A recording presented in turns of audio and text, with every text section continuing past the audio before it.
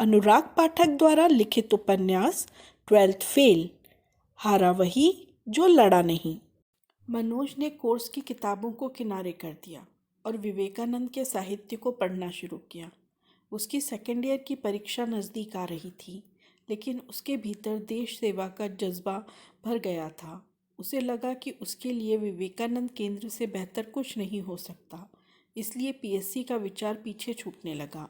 उसके स्थान पर अब उसके मन में विवेकानंद केंद्र में आजीवन कार्य करने की तीव्र इच्छा पैदा हो रही थी। उसने बीए सेकेंड ईयर की परीक्षा दे दी। वह सेकेंड डिवीज़न पास हो गया। इंग्लिश लिटरेचर में उसके फिर से पास होने योग्य अंक ही आ पाए थे।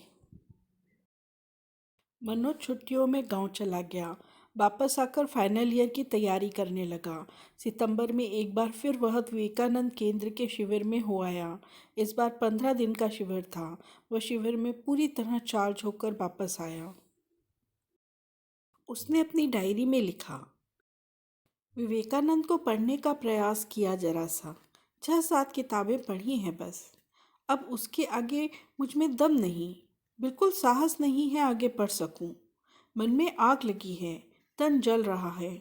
उठते बैठते हर समय विवेकानंद केंद्र के कार्यकर्ता बनने की अदम्य इच्छा उभर रही है। यह इच्छा कुछ इस कदर बलवती हो रही है कि मुझे वह दिन दूर नहीं लगता जब मैं स्वयं को राष्ट्र को समर्पित कर दूं।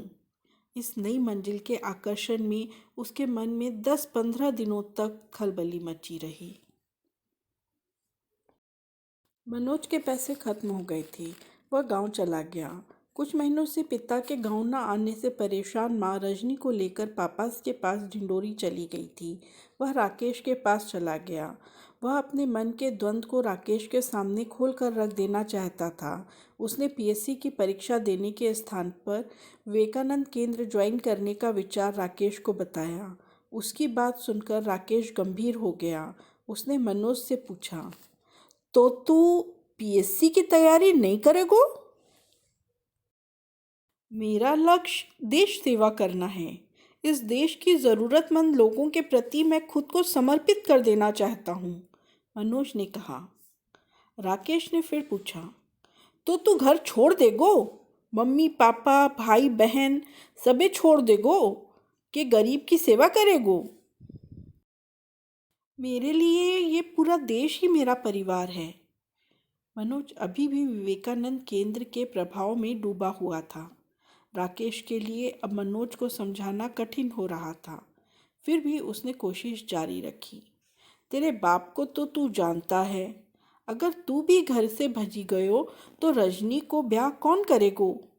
घर कौन संभालेगो? मेरे लिए देश की हर लड़की मेरी बहन है, हर महिला मेरी माँ है। मनोज पूरे जोश में था। उस पर राष्ट्र सेवा का भूत सवार था। राकेश भूत उतारने के लिए झाड़ फूंक में व्यस्त था। राकेश, क्या एसडीएम थानेदार जनता की सेवा नहीं करते? एसडीएम दुष्यंत सिंह ने कैसे 2 मिनट में थानेदार के झूठे केस से मुकेश को बरी करा दिया था? वो समाज सेवा न हती? आज जिसके पास ताकत है वही जनता को न्याय दिला सकता है। यदि थानेदार ईमानदार होता तो तेरा टेम्पो पकड़तो, ना पकड़तो। पुलिस कचहरी थाने में अच्छे और ईमानदार लोगों की ज़रूरत है, और तू पीएससी छोड़वो चाह रहे है? पढ़वे की दम ना बची, बहाने ना बना। राकेश का यथार्थ कड़वा होता जा रहा था। मनोज की योग्यता को ललकार रहा था वह। राकेश ने देखा कि दुश्मन घायल हो गया है, तभी उसने दूसरा वार किया। मनोज, देश की सेवा करने के लिए पीएससी में पास होना ज़रूरी है, नहीं तो ऐसे मठ आश्रम में अपनी ज़िंदगी से भागने वाले तमाम लोग टेम काट रहे हैं। मनोज को उम्मीद नहीं थी कि राकेश उसे ध्वस्त करने की तैयारी करके बैठा है। उसके दिमाग में राकेश ने हलचल मचा दी। राकेश की बातों का उस पर असर होने लगा। उसे राकेश की बातें यथार्थ लग रही थीं।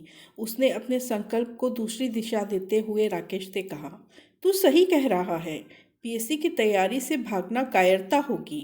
लोग यही कहेंगे कि मुझे में परीक्षा पास करने का दम नहीं था, इसलिए तैयारी छोड़ दी। मुझे पहले अपनी योग्यता और क्षमता जांचना है। इसलिए मैं पीएससी में सिलेक्ट होकर ही देश की सेवा करूंगा। मनोज ने फिर से अपनी छूटी हुई राह थामने का निर्णय ले लिया। उसका द्वंद्व समाप्त हो गया। पीएससी में सफल होना ही एकमात्र लक्ष्य था अब उसका। माता पिता के डिंडोरी से न आने के कारण मनोज उनसे मिलने डिंडोरी चला गया। वहां जाकर पता चला कि पिता सस्पेंड हो चुके हैं। पिता को आधा वेतन ही मिलता है, जिससे बड़ी मुश्किल से गुजारा हो पा रहा है। पूछने पर पिता ने कहा, मैं डिप्टी कलेक्टर को बर्बाद कर दूंगा। मैं हार नहीं मानूंगा। मैं ईमानदार हूँ, वे सब बेईमान हैं। मैं सबको ठिकाने लगा दूंगा। मैंने प्रधानमंत्री को पत्र लिखा है। मुझे हाईकोर्ट से ही न्याय की उम्मीद है। माँ ने पिता के उद्गारों का विरोध किया। इनसे नौकरी ना हो पावते।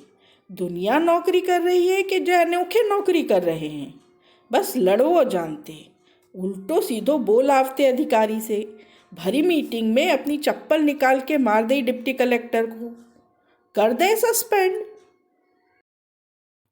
पिता को माँ द्वारा किया गया यह रहस्य उद्घाटन पसंद नहीं आया। उन्होंने माँ को डांटते हुए कहा, तू कुछ न जानती। गरीब किसान को पैसा बेईमानी से खा रहे हैं सब। वे जूता से ही मानते। लेकिन माँ आज रुकने वाली नहीं थी। उनको कुछ ना बिगड़ो, बर्बाद तो हम हो रहे हैं। मोड़ा के पास फीस भरवे को पैसा ना है। जा मोड़ी का ब्याह करोगे कि नहीं? टेम्पो को 40,000 सिर पर धरो है। मैंने तो पहले ही कही थी, टेम्पो के चक्कर में ना पड़। अपने बस के ना है ये काम। पर मेरी ईमानदारी की लड़ाई में टांग अड़ाने का शौक है तुम लोगों को। पिता को अपने आप को सिद्ध करने का मौका मिल गया। इस चर्चा से कोई निष्कर्ष नहीं निकला, लेकिन मनोज को उसके पिता का संघर्ष प्रभावित कर रहा था। वापसी की ट्रेन में जनरल डब्बे में बैठकर मनोज सोचता रहा, आपका रास्ता एकदम सही है पापा। आप सच्चाई की लड़ाई लड़ रहे हैं। आपको दबाना ज्वालामुखी को दबाना है। विवेकानंद केंद्र में सिखाई गई ईमानदारी और देशभक्ति की शिक्षा के सांचे में उसे अपने पिता एकदम फिट बैठे हुए दिखाई दे रहे थे।